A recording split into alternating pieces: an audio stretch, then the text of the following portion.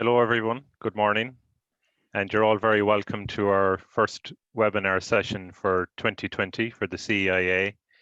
Cathal Reilly is my name. I'm the chairperson of the CEIA, and hopefully most of you know me on the webinar this morning.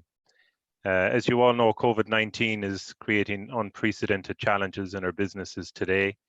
Working from home, meeting on Zoom like we are right now, is fast becoming the new norm for us, our staff, our businesses over the past few weeks. One of the things we're looking at as part of the CEIA, as you all know, we hold business briefings typically once a month. Obviously, in the current environment, that's not an option for us, as a lot of businesses aren't allowing visitors on site, etc. So one of the things we're looking at is holding webinars in the future to create business briefings virtually. So Sheehan in the background is going to do some polls during this session, but one of the polls we wanted to ask people were up front was, if we were to hold a webinar in the future, what time would best suit people to hold that webinar? So if I could get you guys just to answer that question first, so to give us some feedback as to what time suits people best, and we can try engage it towards the audience then. At the CEIA, we said we would take the opportunity, obviously, to talk to our member companies and discuss some topics of interest that are facing us all today. Obviously, you know, our webinar this morning has a panelist of industry members led by Sean Gare, Sean Sheehan and Jerry Sweeney. I'd like to take the opportunity to thank them sincerely for facilitating this session as panelists and as speakers.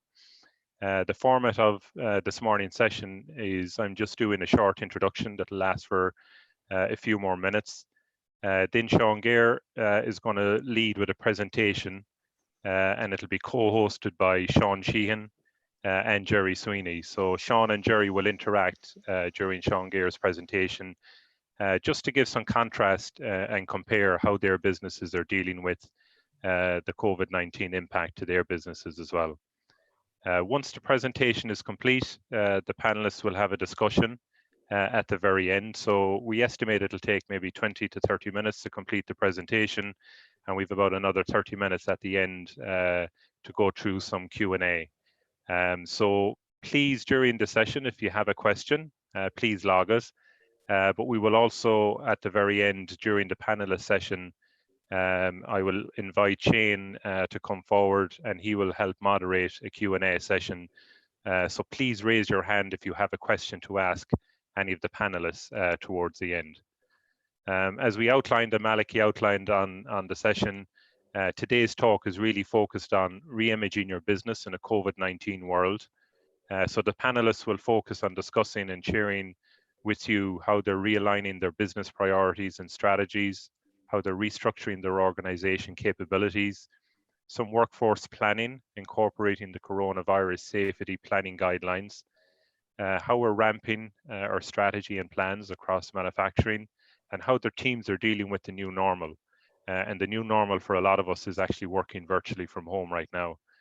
I'd also like to thank Shane Hartigan. Shane, who's in the background, helped organize this with Jerry Sweeney. Shane is the CEO of Integrated Media Solutions, or IMS. So I'd like to thank him for helping moderate today's session and managing the logistics and the meeting forum in the background. And with that, I'll now hand over to Sean Gare, who's going to do the presentation, and Sean Sheehan and Jerry are going to interact during that presentation. And please log questions as I outlined, and we'll catch them up at the very end. And the alternative is you can raise your hand at the end during the panelist discussion, and we'll have an open forum where we can talk and the panelists can answer your questions. Thank you. And Sean, I'll hand over to you. Thank you very much, Cathal. I'll share my screen here if it works. And it does.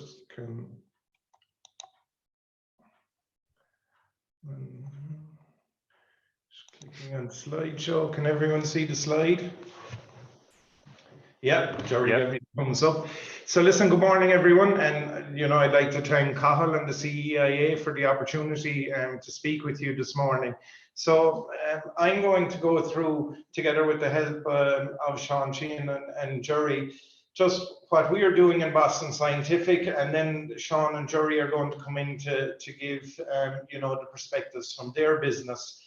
So it'll be interactive as we go through, and as Cathal said, then at the end we'll take questions, and we'll see we'll answer them as best we can across the panel. So the first slide I have up here is our mission and values. And you may well ask, well, why do you want to put your mission and values? And the answer is that we need to be able to set out our priorities in line with our business goals during this time. And Boston Scientific's mission there is transforming lives through innovative medical solutions to improve the health of patients around the world. And our values are at the bottom: caring, meaningful innovation. And what they allowed us to do was set our priorities. So we can set what are the priorities of Boston Scientific Cork. And it really, you know, March 27th, I think it was the Friday evening, when the Taoiseach came out and effectively announced a lockdown. And we, at that point in time, had planned to close for 2 weeks from the following week. And the question we had to ask ourselves was, is it correct for us to bring our staff in the week straight after the lockdown was announced? And we set out our priorities, which were to protect the safety and well-being of our employees, which I think is very clear, and most organizations would appreciate that, to meet the needs of our patients who need our products. And lastly, to play our part in supporting Ireland's work to slow the spread of COVID-19 by reducing attendance at the facility to the absolute minimum. So I know it completely depends on your business. So what Boston Scientific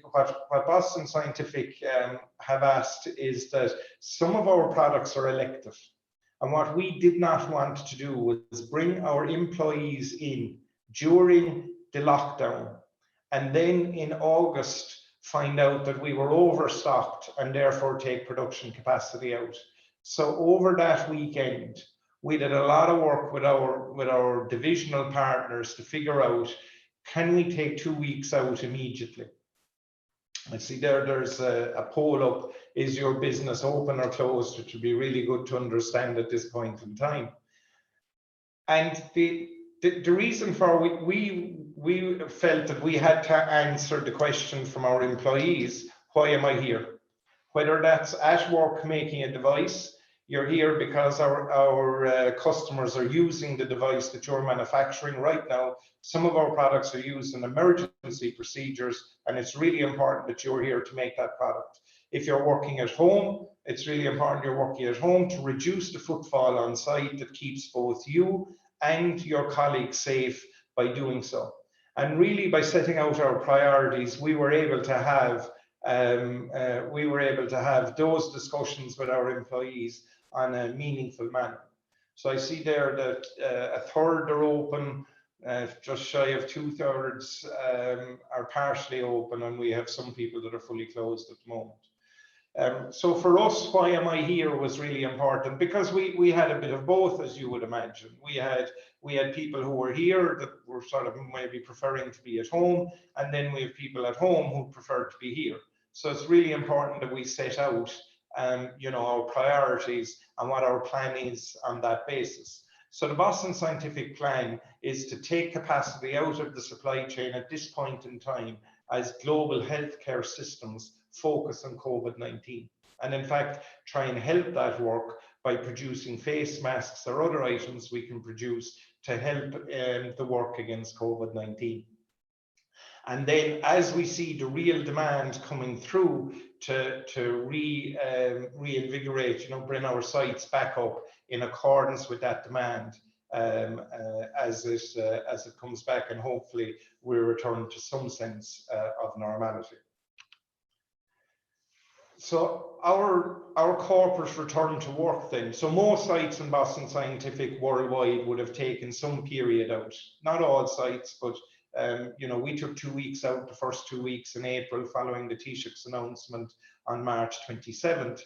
And there's a tiered reentry plan on allowing employees back on site.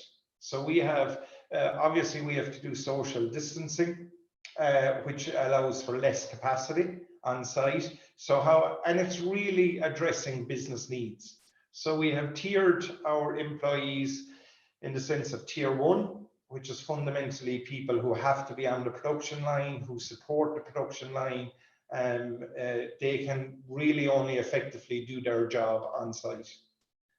Tier 2 are people who need to be on site for part of the week. They may be working on new products, need access to labs for a period of time. And then tier 3 are people who can perform 100% of their role from a remotely. So we then basically took our demand profile, which has been calculated with a COVID-19 lens.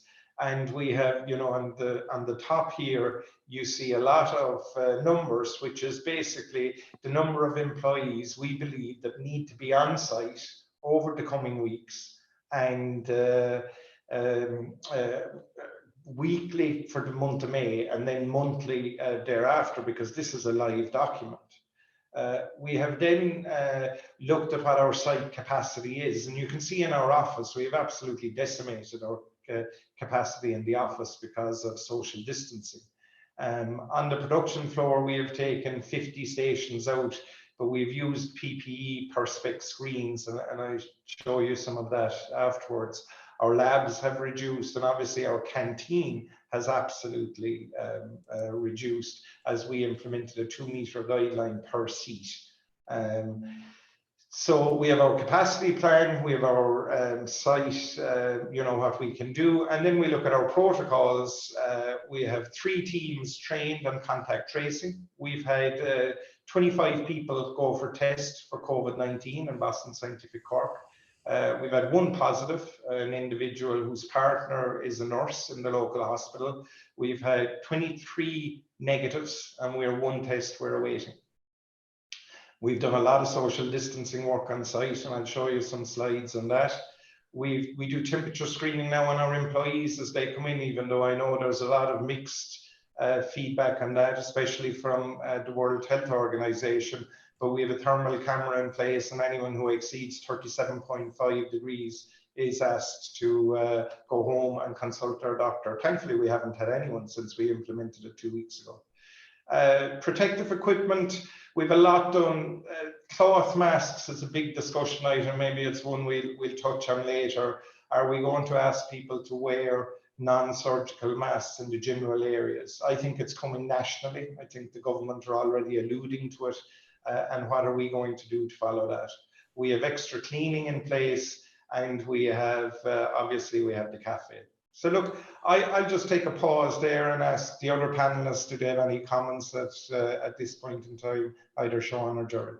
I suppose on the cleansing, like we have a practice that we have every evening before people go home, is that they clean down their workplace, be in the offices or be in the assembly areas. So that's something that we have in place, which it's important, because it's important for the employees as well, because they see that what's happening there and they understand, and it gives them, you know, more in depth into the whole situation as well. I think the other thing as part of the planning as well is, you know, that particularly maybe some with smaller companies, is that you need to plan for subsidies that are available out there, funding that's available out there. And we spent a lot of time in that, making sure that we have the correct funding and making sure that our cash flows are okay and we're able to manage the situation, and both from you know, the best case scenario and the worst case scenario, the what if scenario. And that's something, and we have meetings twice a week on this to make sure that we're on top of it and we know what's happening. And if there's a change, if there's a government decision being made, we make sure that we react to that. So I think that's an important factor, especially at the initial stages, but as you go through the process as well. And Jerry here from Cork Internet Exchange. But one of the things that was critical for us is that our building cannot be not occupied. There are processes in there relating to fire suppression and standby power that really need somebody to be in the building. There are things we like to react to within minutes if they occur. We identified that there were only about 10 people that were adequately trained to be capable of doing all of those processes. So we had to create a shift roster. We set up that there would only be one person in the building and one person remotely monitoring, you know, for health and safety reasons. And one of the big issues then was if one of that team of 10 people, okay, got ill, you know, would the other people have to go into quarantine? Would that have caused a major problem? So one of the key issues was to separate those 10 people and make sure that they didn't meet. So when we do shift handover, okay, in most cases, the person coming in waits in the car park for the other person to come out. And then we have alternate workstations. So even though we do cleaning, the person that does, you know, one shift doesn't use the same workstation as the person on the next shift. So the key issue for us, okay, was to keep the facility open 24/7 and to prevent cross-infection if infection occurred, to prevent cross-infection between those critical people. Yeah, absolutely, Jerry. I think one of the reasons why there was a couple of reasons why we brought forward our shutdown, and one of them was because we were just developing our social distancing. And it gave us that 2 weeks to get it in place to do exactly as you said.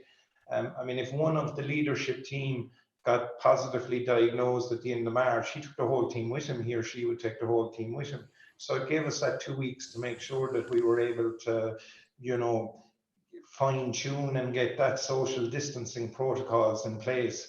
And I think for anyone that's shut down or partially shut down, now is the time where you can make sure that those protocols and those work practices that you're going to put in place are going to really stand to you as you come forward. When we do contact tracing now on people who have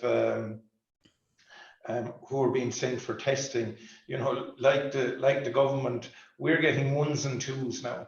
We're asking people to attend work on the basis that you do not create a primary contact over your working day. Now, in the production line, it can be difficult, but then again, you know, with the steps we've put in place, it shouldn't be so.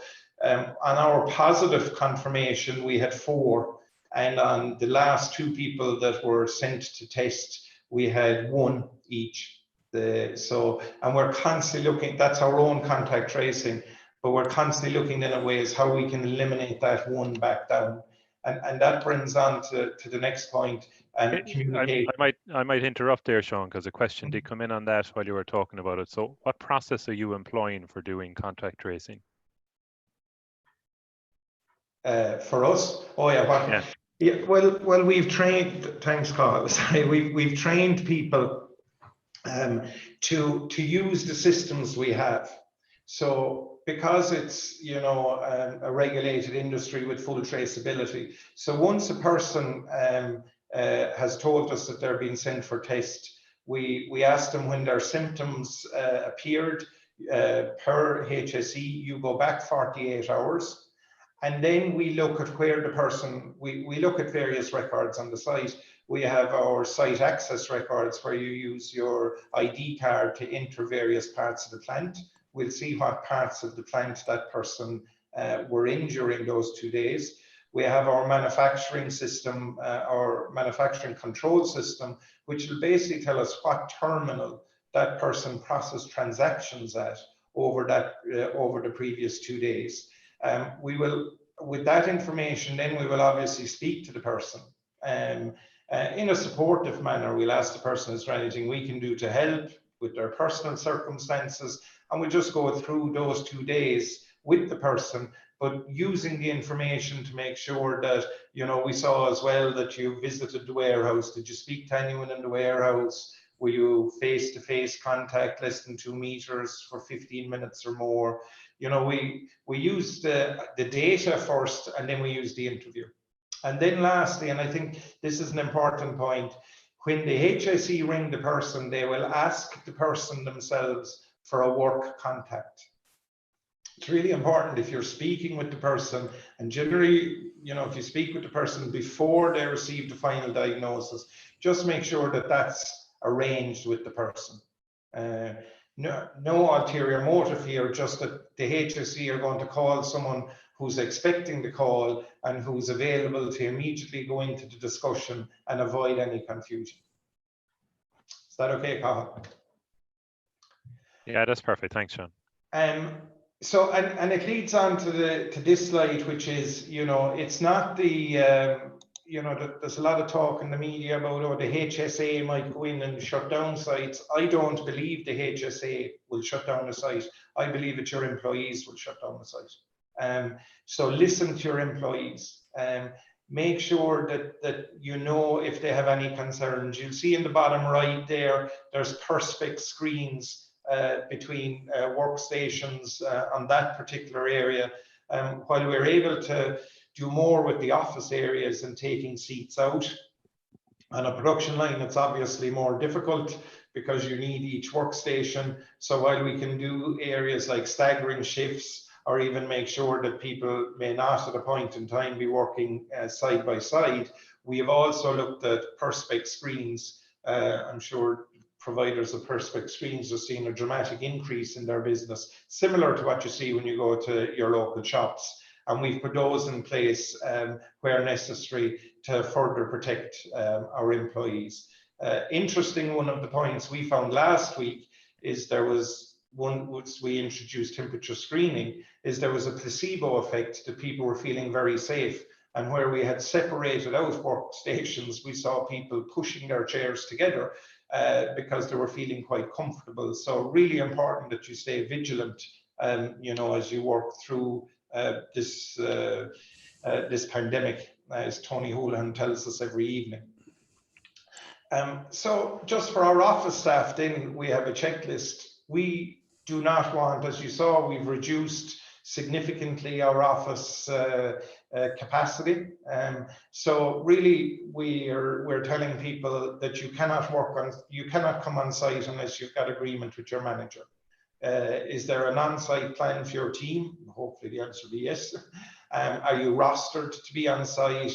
Have you confirmed where you will sit?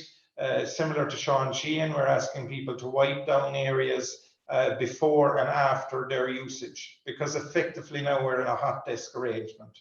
And then we've put a training procedure up on the training curriculum for all employees that they have to complete, particularly before they come on site, with the social distancing protocols. There's hand sanitizer, temperature screening, the hot desk. We've also said that, which is a completely new departure for us, the canteen is now only available for cleanroom staff. You saw the canteen took our biggest, and we had a big debate on what to do with the canteen. And it really boiled down to two alternatives: to give people an area to sit in the canteen each day, where then if one of those, you know, had a COVID-19 case or a suspect case, you'd be able to quickly identify who the person has lunch with. Or let's try and make the canteen 2 meter socially compliant, social distance compliant. And then no matter what happens, we know that the canteen is a safe area. We went for the latter. It did take 80% capacity out of our canteen. We'll see how long more we can do it. We're stretching our breaks, obviously, to accommodate that. But what we're telling people then in office environments like myself is, you got to get a cup of coffee and a sandwich down on a coffee dock where we've set up in another part of the building. So that's been a big change and a departure for us. Really back to the placebo effects and all, you know, whatever you do, whether you're doing temperature screening, whether you're doing PPE, the basic fundamentals of hand hygiene, coughing into your sleeve, maintaining the social distance of more than 2 meters is really important. And it is really about reinforcing those on a continuous basis with your employees. Sean or Jerry, have you any input to come back in at this point? Sean, there's something, you passed a comment earlier about the HSA would not close your business, that your employees would close your business. Yeah. One thing that we found from talking to our employees is that different employees had different reactions to COVID-19. And if I could say that about 10% or maybe 15% of people are extremely worried about infections and whatever.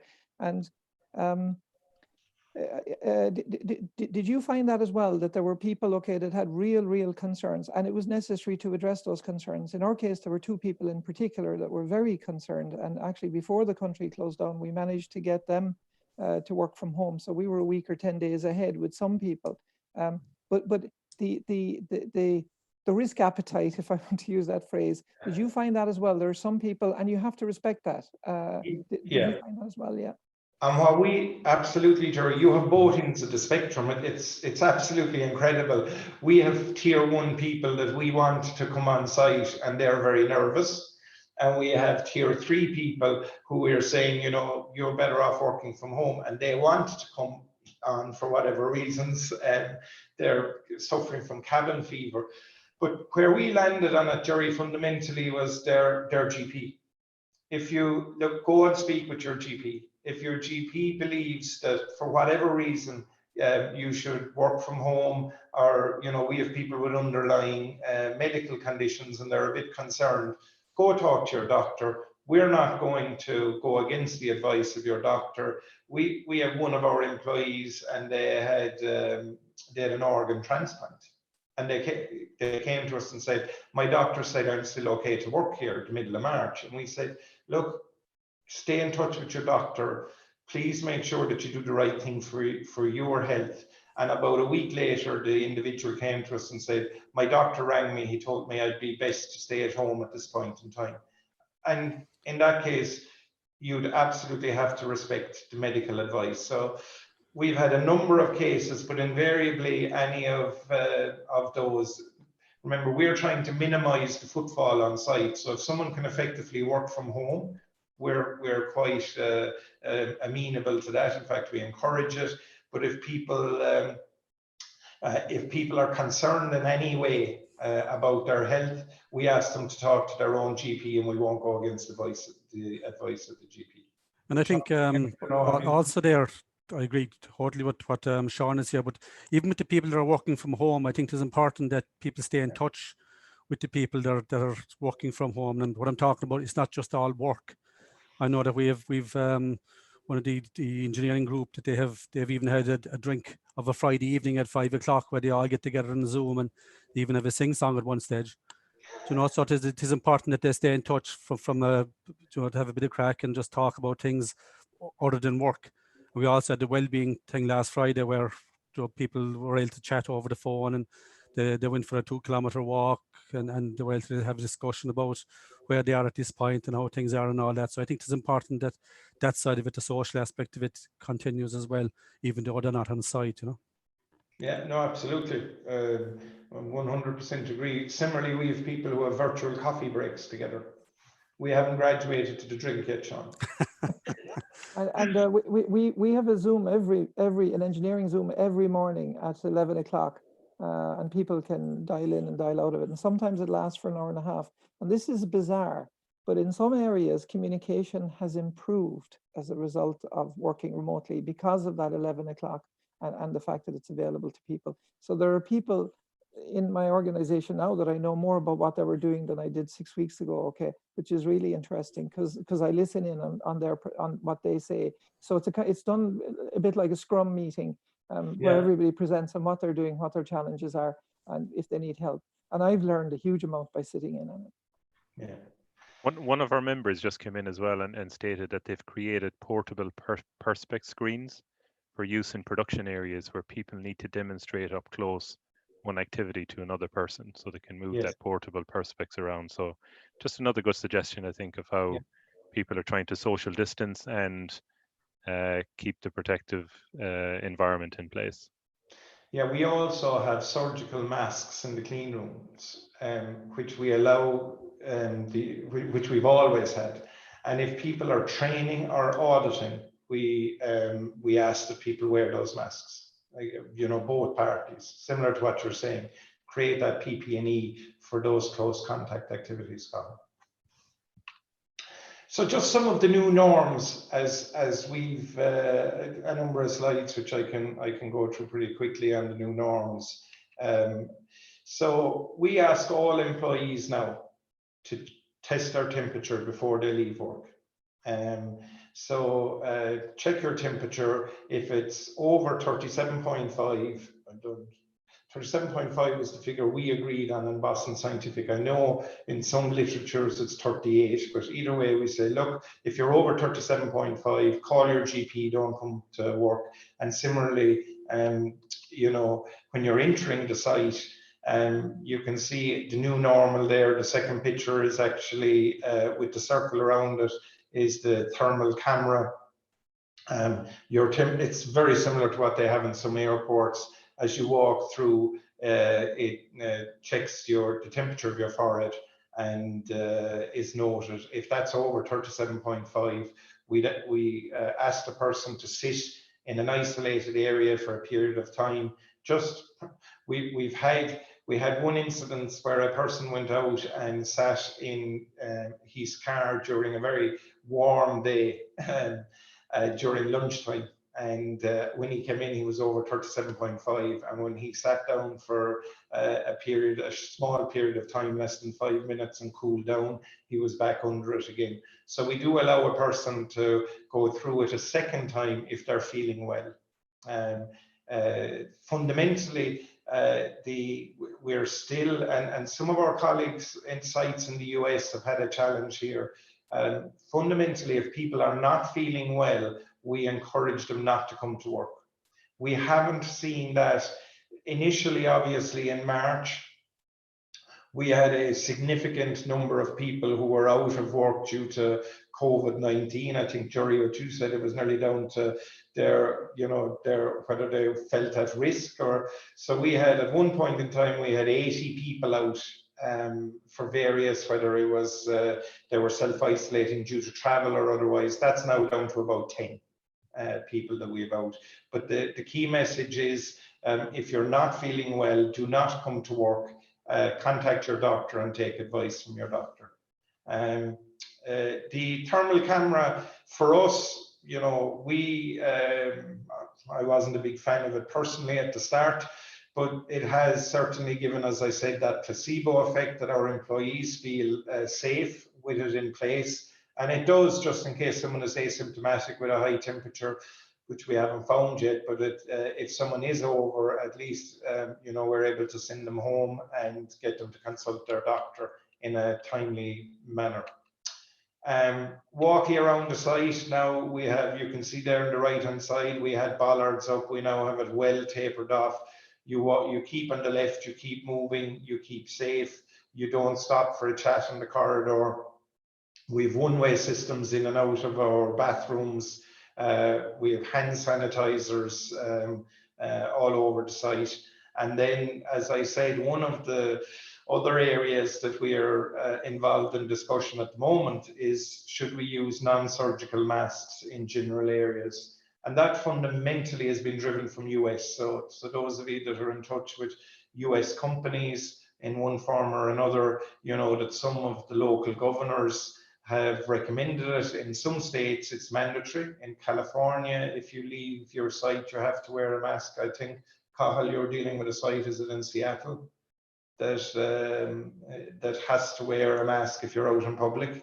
Yeah, it's mandatory in some sites, actually, in some states in the US, where if they're out in public, even shopping, that everybody wears masks. So they've now implemented that, even sitting at your desk and all throughout the facility in Seattle.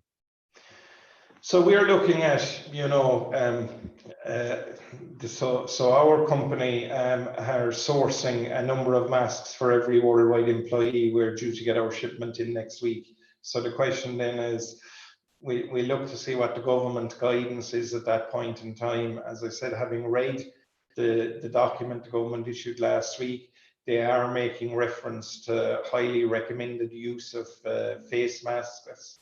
So we'll see how that area develops. As I said, in our clean room, we have masks available to people if they're working in training or auditing situations, or if they feel nervous and want to wear a mask. We don't have any issue with that. So that's an area that we're still working on, primarily driven probably by US influence, given what's happening in some states. You know, our administration areas, as I said, you can see there again, we've effectively taken 50% of our administration areas out. You can see the red block there on one of the desks. The chair is gone. We're making sure there's social distancing. It may mean not sitting at your desk, which is an inconvenience to some people. And as Sheehan said, you know, all desks to be cleaned down before and after use. We're implementing a booking scheme for desks as well, where people will literally log on and book a desk for a day or a week. While we absolutely, if you need to be on site, we want to make sure we can accommodate you. We believe we have enough, given our plan, up until the end of July. Once we get into August, we'll have to determine whether we convert more meeting room space into office type space. But for now, we should be okay. But we just want to make sure as well that if you can continue to work remotely, you do work remotely.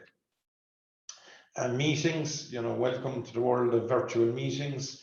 There's a, as Jerry said, maybe it improves communication in some cases, but we're absolutely after decimating our face-to-face. We don't have any face-to-face meetings now, I would say, extremely rare. And I see there's a poll up there as to what's the biggest change you see is going to come forward in your work organization.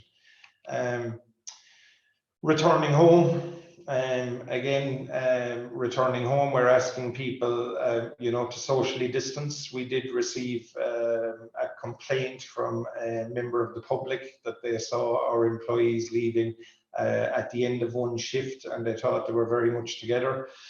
Very difficult when you're asking people to leave for home and make sure that they're 2 meters apart, but we've reinforced it and said, look, it's in all our interests to make sure that people are 2 meters apart as they leave the plant at the end of shift.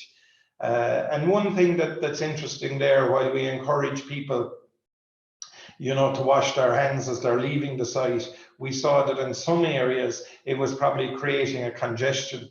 And you know, the fact that people finish at while we have staggered shift times as regards start and finish, it's certainly when a room finishes, so you have 30 people that are leaving at one point in time. When you ask them all to wash their hands on the way out, it can create a congestion risk that you need to be mindful of. Versus the risk that you're trying to deal with in the first place. Working from home, and I see from the poll, a lot of you have people working from home, and was already mentioned. Working from home is interesting for us now because, you know, we started out the end of March to say to people, look, if you can do your job effectively from home, then we're happy for you to do so. And there was an exodus out of the plant. People ran out the door happy to work from home. But now, you know, so you can see working remotely is the new norm. Meetings will be virtual, business travel significantly reduced. And yeah, the cost structure is one that's just beginning to crop up as well, certainly in our discussions as regards fixed versus variable. But now that we have people working from home for longer, what responsibilities does that put on the employer? And IBEC issued a document which I read this week, and you know, they talk about risk assessments, accident reporting. If an accident happens in a person's home while they're doing work activities, you need to consider whether that needs to be reported to the HSA. What communication channels are people using with people working from home? Have they the right equipment and furniture? Security of data while people are working from home. Have you any GDPR breaches if that data is compromised? Working Time Act. We use a clock in and clock out system here on site, which primarily allows us to monitor the Working Time Act and the hours people are working. How are we effectively doing that while people are working from home? Are they aware of company policy updates? Mental health and well-being was already mentioned. And I found out recently that the government apparently allows €3.20 per day for remote worker expenses to be paid tax-free, which is interesting. And that's all I'll say about that. So you can see there we've issued some guidelines, and we've also said, you know, have a separate workspace, dress for work, you know, make sure that you give yourself that downtime, as well as was mentioned by Sean and Jerry, in the sense of allowing for that social interaction with your people, that looks after their well-being. You can see some of the things that our team are doing there is a 15-minute video call, which is effectively their coffee break that they do to link up with their team members. So again, at this point, I'll ask Sean and Jerry, particularly on working from home. Do you guys have a lot of people working from home? And have you considered anything in the context of the longer duration of time that it's going to be there? Well, I suppose we're roughly around 50%. But Okay. I think you've covered most of the points there. Again, it'll be a phased return to work that we'd see happening in our case.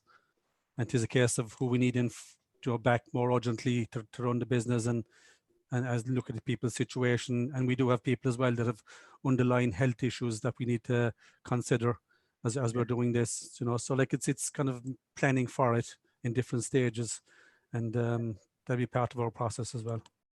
Okay. And I think remote working is going to become permanent for 25% of our staff, approximately.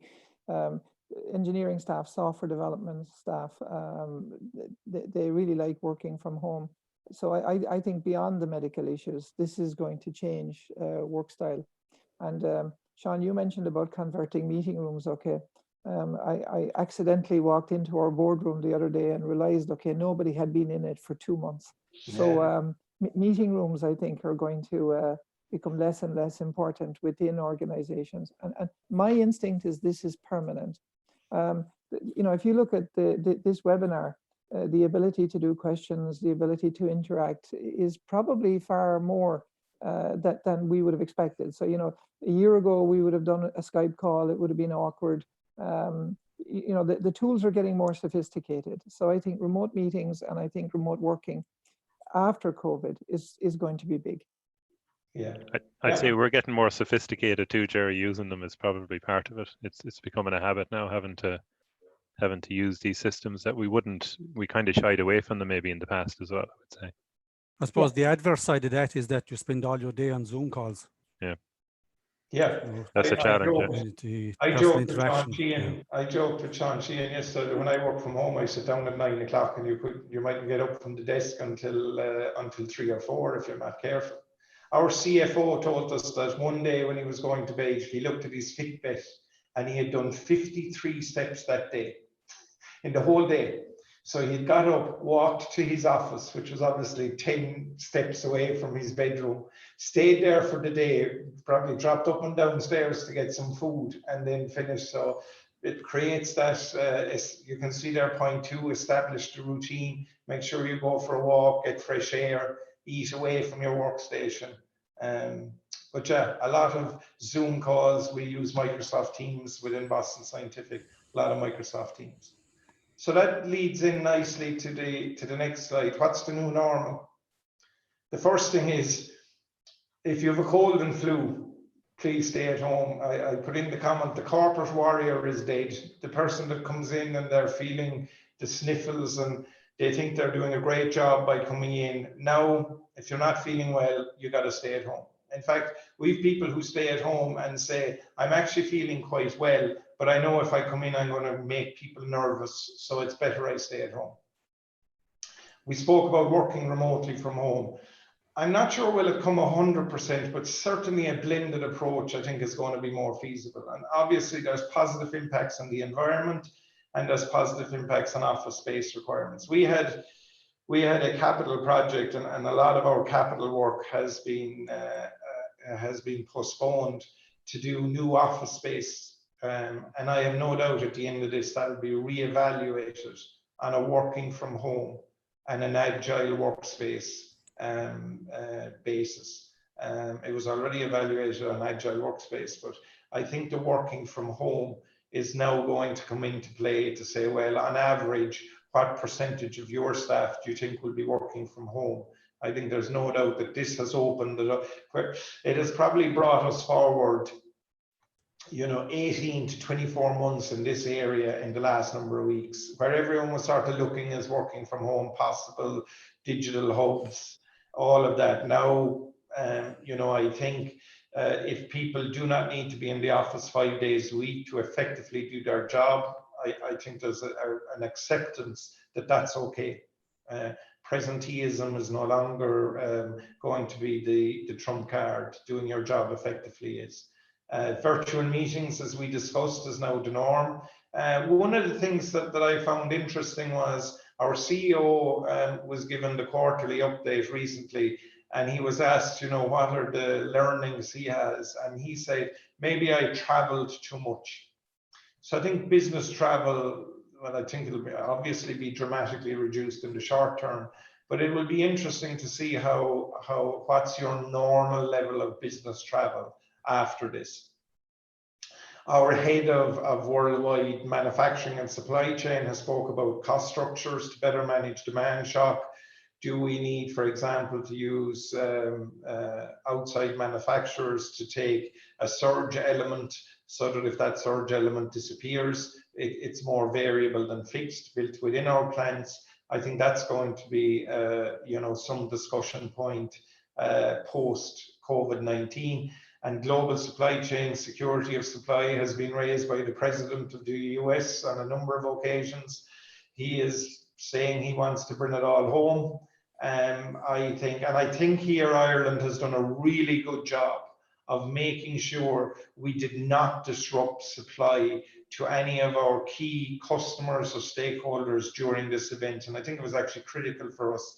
So we had a lot of phone calls that weekend from the Taoiseach's announcement, I think at 8:30 on Friday, the 27th of March, to when the list of essential activities came out around 6 p.m. on Saturday, to say, do not disrupt us from giving our customers what they need in the medical device space, particularly the US, because we did not want the President of the US to say that we could not get the products that we needed during this pandemic.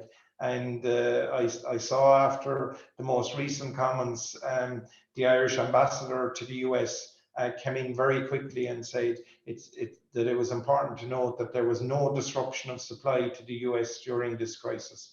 But I do think that's going to become a discussion point. I think countries blocking the exports of some materials out of their country is going to come back on the table when this is over. And then lastly, for Jerry's benefit, rural broadband, is this a time for rural Ireland to shine? Regeneration of rural Ireland as we do more remote working. If broadband is, is this the time now to ultimately get the solution for rural broadband? So Sean and Jerry, I'll just ask you for your inputs on what you think the new normal will be. Yeah, I think with the new normal, like it also brings opportunity, and people need to look what the new normal is going to look like. In our case, we do IT asset disposal, and what we see going forward is that we're going to get a lot more desktops back. So we're preparing for that and setting up our business to make sure that we're positioned, because people are going to start using a lot more laptops now at home. And that also brings an opportunity that we now need to pick up the laptop from a person's place of work, which is at home, rather than picking up on site. So we need to develop a process to make sure we're looking at that area. So we're constantly looking at what the new norm is going to look like and what opportunity that might bring to us, across the board in different aspects of our business. Yeah. Jerry, any comments from you on business opportunities or the new norm as you see going forward? You're on mute there, Jerry. Yeah, thanks, Sean. Sean, if could I share my screen a second? I think you need to unshare yours. I press stop share, do I? Great, thanks. Okay, so hope this works. So just in case people are interested, what I've done there is I've just logged into INX Ireland's website, And this is the neutral exchange in Ireland. So this is where the traffic passes between the carriers. So obviously I don't have visibility of traffic within carriers, but I have visibility of traffic between carriers. So if you look at the year graph on the bottom right-hand side of the screen, you'll see that, okay, when lockdown occurred, traffic volumes, there was a step function of about 25%. And this has been represented throughout the world. We saw this with the neutral exchange in Milan. Okay, they saw the exact same function about a month before we did. If you look at the weekly graph, I want to point out something to you. If you take Saturday, Sunday, and Monday, you will see, okay, that the daytime curve, it looks more like a chair. Okay, the daytime curve is lower. And if you look at Tuesday, Wednesday, Thursday, Monday was a bank holiday this week, you can see that the daytime traffic is the same as the nighttime traffic. So traditionally, if you went back 6 months ago, you would find that the traffic into domestic situations, and most of the traffic is domestic, you would find that most of that traffic occurred at the peak in the evening when people were watching Netflix. So if you look at the day graph for yesterday, top left-hand corner, you will now see that the graph has flattened. So the amount of traffic going through the neutral exchanges has increased, but the peak hasn't increased as much as the traffic. So maybe the peak has increased by 20%, but the average amount of traffic has increased by maybe 30%. And I want to show you something as well, okay? This is actually the traffic for the last week through my own home. Now, there are 2 adults full-time working, plus 1 child studying for the Leaving Cert. And the inbound traffic is the blue below the line, and the outbound traffic is the green above the line. And last Friday evening, my daughter had to upload a video as a school assignment, and you can see the big green spike. But I think what's interesting here, so this includes our Netflix and everything. I think what's interesting here is that a lot of people consider that huge amount of bandwidths are necessary. The quality of your bandwidth is important. It's latency, it's reliability, it's, whether it becomes gappy. So I think if you have congestion with your neighbors, it causes a huge problem. But I wouldn't panic about saying I have to have gigabit broadband or whatever. So we have a 50 megabit radio link between here and CIX, which is completely uncontended. As far as I'm concerned, that's infinite broadband. And these are 5-minute average figures. There would be bursts that would be higher.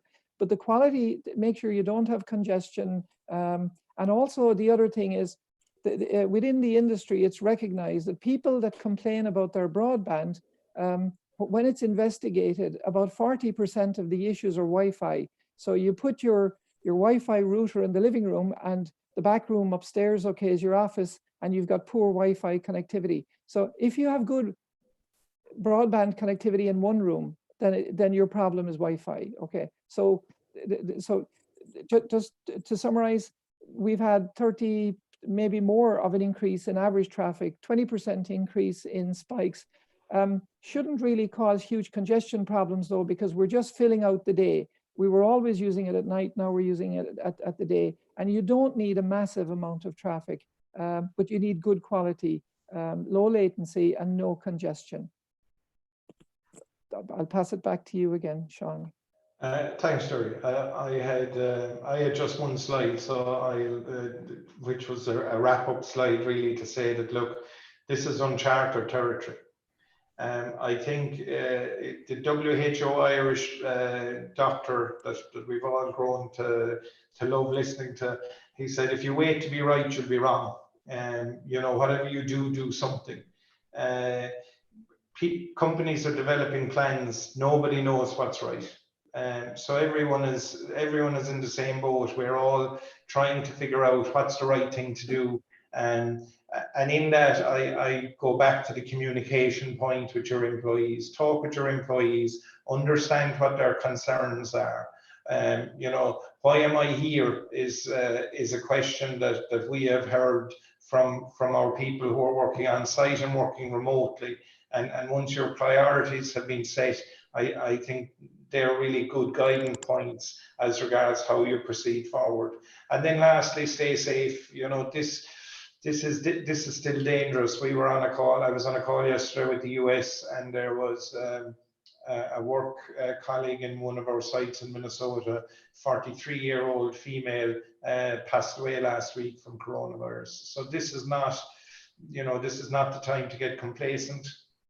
And really, once your protocols and processes are in place on the site, it's then just a question to ask everyone to support them and work through them.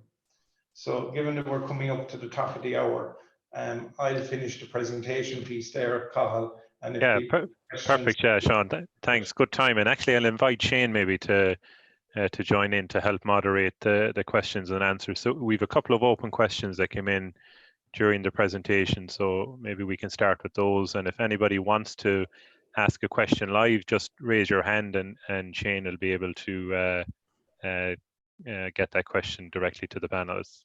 Just while we're waiting for that, just one other point that people might want to look at is actually vacation planning, because what we're finding now is that nobody wants to take holidays at this time of the year or for the next 2 months, because there's no place to go or there's nothing happening. So what you'll have then is when it comes to August, when things are starting to loosen up a small bit, is everybody will be looking for holidays, and the same for the rest of the year. So like, it's something that people need to be aware of, is that, you know, they need to, something that they need to plan for is actually the vacation that people are going to take between now and the end of the year. Yeah, really that's a great point, Sean. Yeah, everybody will want to take their holidays when things open up versus now. Well, you could have people wanting to take their annual vacation entitlement in Q4, when hopefully you'll be back to some level of normality. Okay. Yeah. Perfect. Shane, do you want to ask those questions? Is that the easiest way maybe to shoot through them? Well, I was, thank you very much. It was fascinating, actually, the chat. I have, I've on the bottom of your screen, guys, there's a little button which is a raise your hand button. If you'd like to ask a question verbally, I can unmute your mic if you wish. But there's quite a few really good questions that have come through here. You know, what do you think about this one here from Thomas? What do you think compliance will be for wearing masks for 8 hours? Yeah, that's a really good question. The requirement to wear masks, we believe, will only be in an environment where social distancing protocols cannot be maintained. So I think in the first instance, you've got to look at, so when you go into your local shop, the person behind the Perspex screen in the local shop is not wearing a mask. So I think, you know, for, you know, the way we're looking at it is that a mask is a last resort. So can we do anything else, you know, to help ensure that that workplace is socially, the social protocol, the social distance protocols are compliant before we ask someone to wear a mask. So, but if you do have that situation, I do think, you know, we're gonna get into certain situations where we may be asking people to wear masks. We can certainly try and minimize the time, but in the first instance, we're looking at trying to do everything possible to make the workstation the social distance protocol, including things like Perspex screens and other areas that we're looking at. There's a good question in from Paul here. What protocol do you take if an employee is found positive? Yeah, well, we've had one. So what we it's tricky because you cannot mention the person's name because of GDPR, and you want to maintain the person's confidentiality.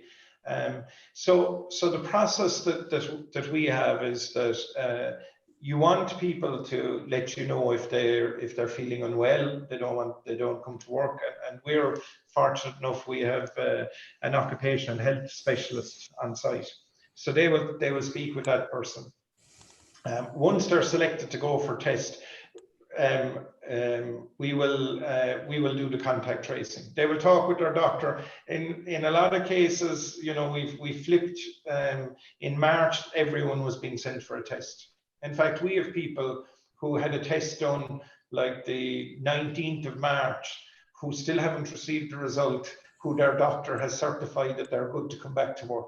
So, but once they're selected to go for test, we will invariably do a contact tracing. And depending on an evaluation, we will most likely we'll take the conservative view, and we'll tell those people that you're probably best now. As I said, they're down generally in the 1s and 2s. We tell those people you're better off staying out of work until the result comes back. If the result comes back as positive, we would we'd speak with the HSE. We would obviously look after, we call the person regularly. What we've done in the cases, we call the person regularly. It was about Easter time. We sent a hamper of food to their house to, you know, help them. We asked them, is there any support we can give them? And for the people who were identified in the contact tracing, we told those people that they were primary contacts of a positive case. We're not allowed to give the name of the person. Most likely they'll know, but it cannot come from the company. We can't breach confidentiality. And then it's just a question of staying in contact with everyone for the next 2 weeks to make sure that everyone is feeling okay. In our case, one of the 4 primary contacts in that case was sent for test after a number of days, but that came back negative as well. So it's just a case of staying in touch with them, respecting their confidentiality, seeing what you can do to support, and also then looking at what their primary contacts were. I don't know, Sean or Jerry, did you have any positive case in your company? Yeah, we had one case, but exactly what you said there. It was through an interview process. We just looked at who they were in contact with. We sent all the people that he was in contact with home for isolate for 2 weeks. And that's more or less it really from our side. It kind of leads into another question actually from Alan. Have you considered any device or app-led social or contact tracing solutions? Yeah, that's an interesting one for us because we don't allow phones in the clean rooms. So it's we don't allow mobile phones in the clean rooms for various reasons, hygiene and otherwise. So we haven't. I know corporately they are looking at some, and I know nationally they're looking for some, although I believe IBEX said there could be a number of weeks delay. I mean, the app brings a whole load of civil liberties questions into play as well. So right now we're doing it, as I said previously, we're looking at the data we have to tell us where the person was on site, and we're speaking with the person as regards who they were in contact with. I don't know, Sean or Jerry, are you looking at an app? No, it's something we'll evaluate, but it hasn't really come up yet. Like, I haven't seen many products in the marketplace that, as you say, the GDPR has to come into play here as well. Yeah, so yeah. When we're not sure, I don't know, to be honest. Interesting kind of question as well. Given the absence of childcare facilities and our grandparents unable to provide care, what, if any, processes have you guys made available? So in our case, it's a good question, and in our case, we when that came out, the childcare facilities were closing. So what we've done basically is we've shown as much flexibility as we can. So, you know, if a person is on day shift and they can't work, you know, they can't work day shift anymore in an extreme case, we'd ask them, you know, can they work the evening shift? You know, if their partner comes home from work, then maybe they can come to work. And I know there was one team that worked it, and there was like 74% of the team didn't have any issues.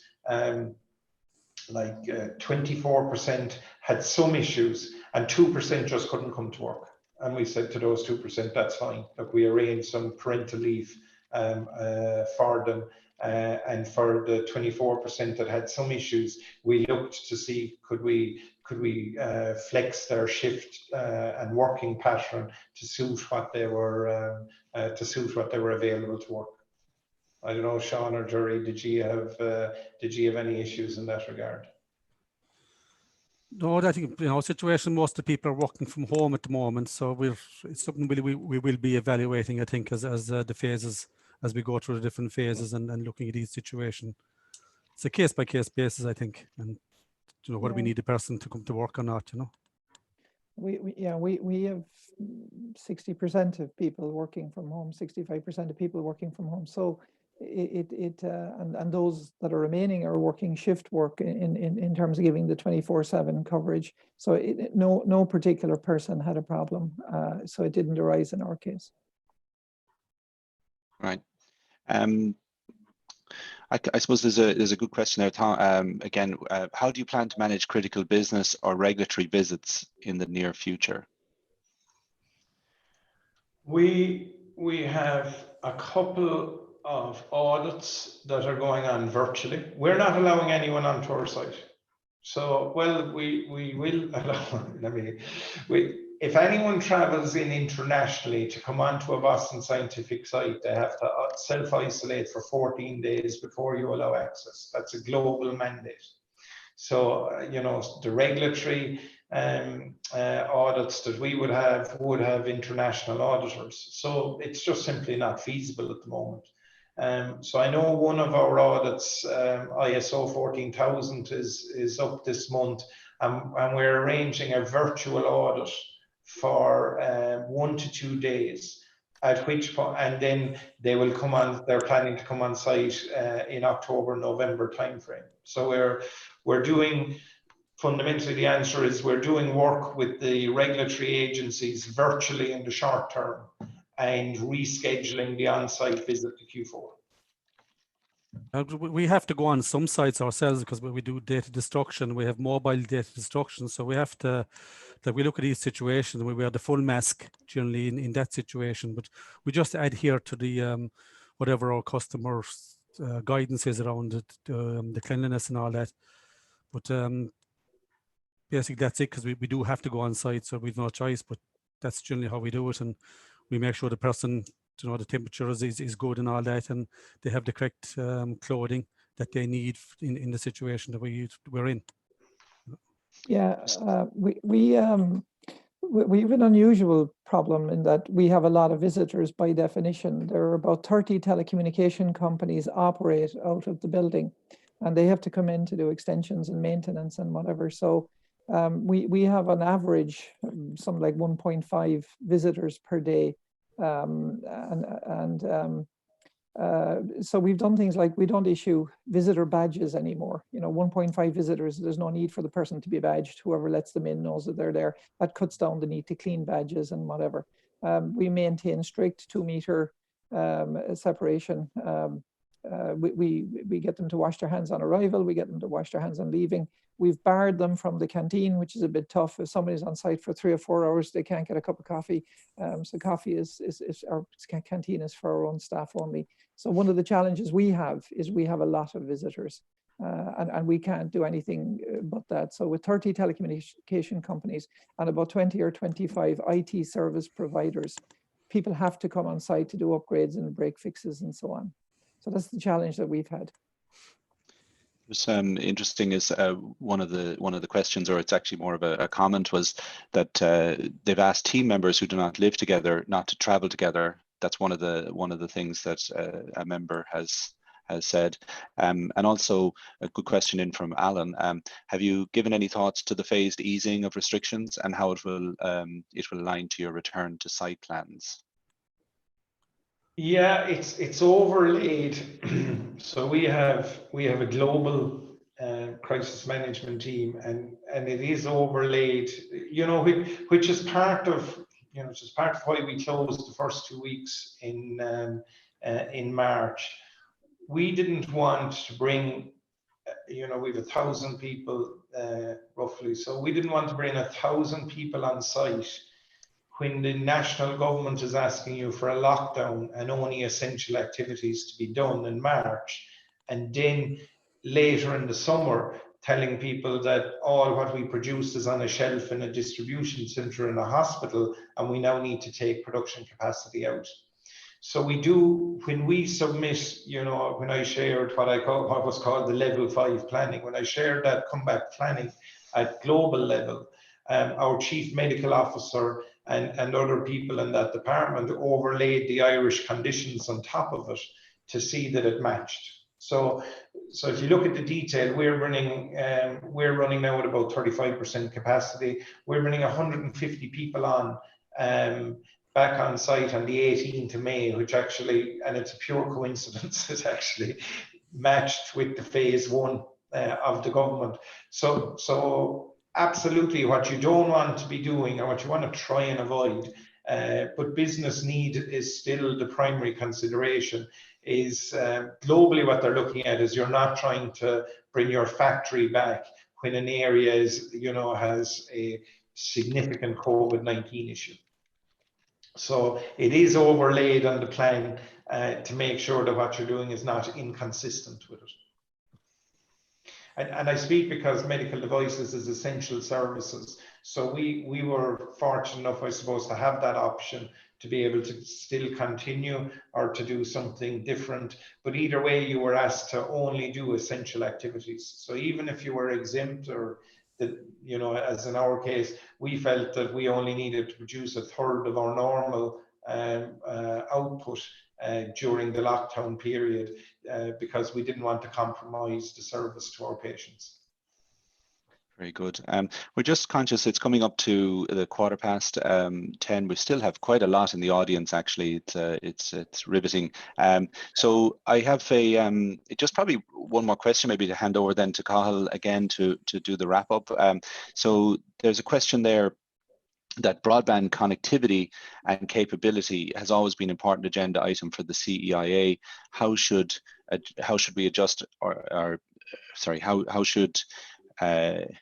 how should this be adjusted for our emerging WFH community?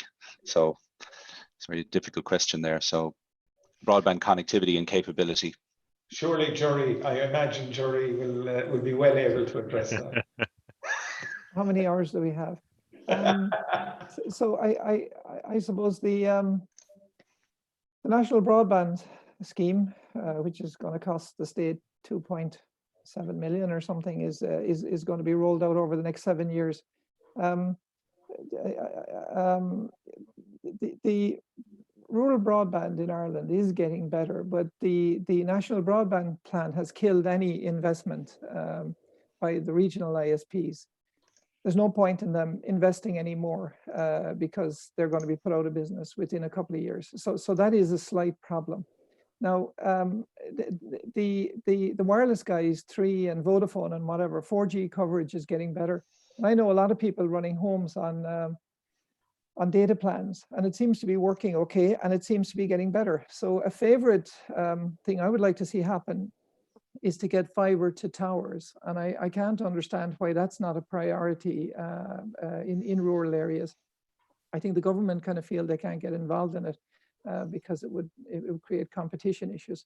And we are next year going to start to see viable satellite broadband capabilities. Elon Musk, will be trying SpaceX Starlink in Q3, Q4 in the US.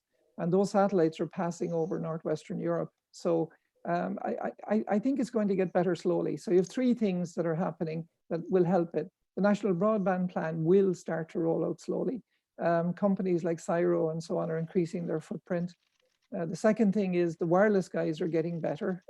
There's more data going to towers. It would be great if there was more fiber to towers. And the third thing is we will see, for the really disadvantaged areas, some viable satellite opportunities next year as well. So it's getting better, but it's getting better slowly.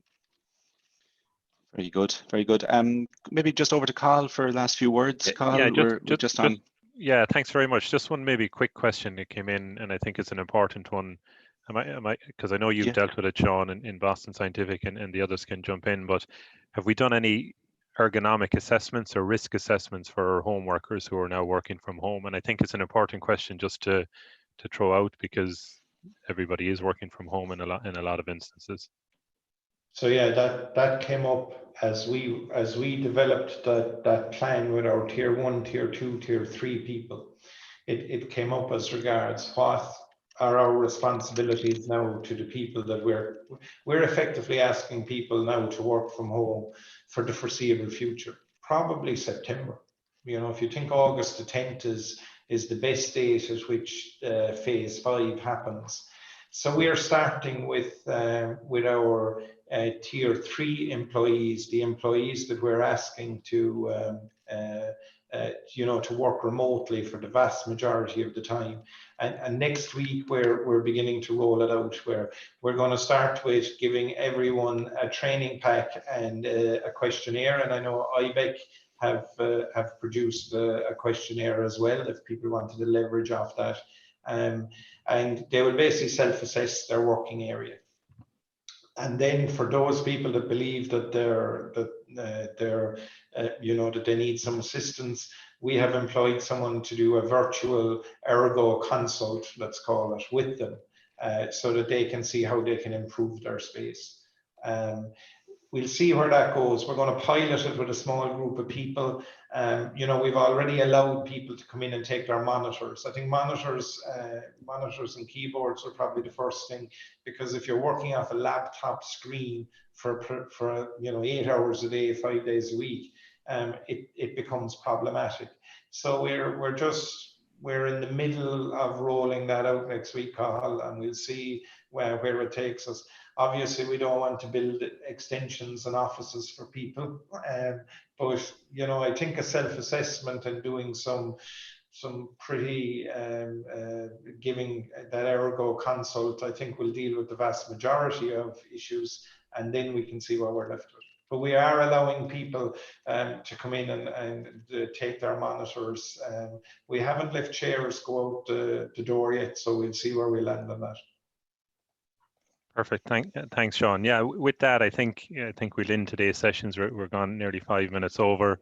I think we had like 37 member companies join today's session, which is probably a record, I'd say, in some respects, from some of the business briefings we've had.